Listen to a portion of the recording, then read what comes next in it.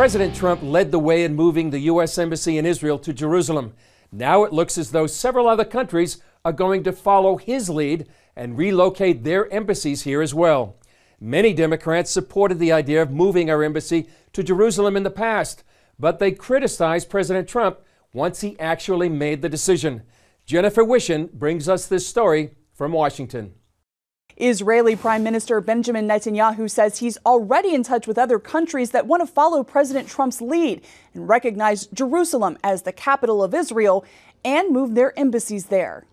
I call on all countries that seek peace to join the United States in recognizing Jerusalem as Israel's capital and to move their embassies here. Already, reports indicate the Philippines, Hungary, the Czech Republic, and India are all moving in that direction. Despite international criticism, officials at the White House are taking a victory lap for what they're calling the president's courageous and bold move. Does the fact that he kept his promise give him more credibility when negotiating in the Middle East?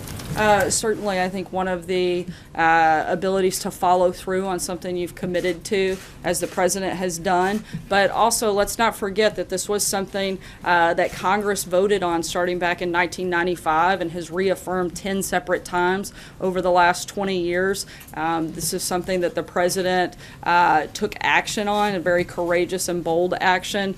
But some of the Democrats who supported measures to move the embassy to Jerusalem in the past seem to be betting Trump wouldn't keep his word. The president called their bluff.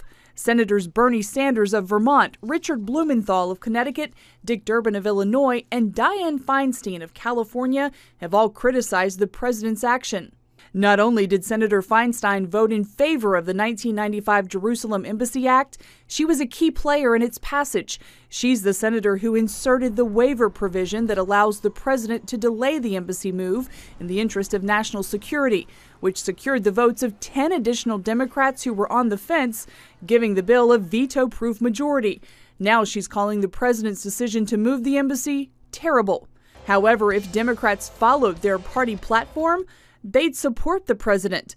The 2016 platform says while Jerusalem is a matter for final status negotiations, it should remain the capital of Israel, an undivided city accessible to people of all faiths. Similar language appears in the party's 2008 and 2004 platforms.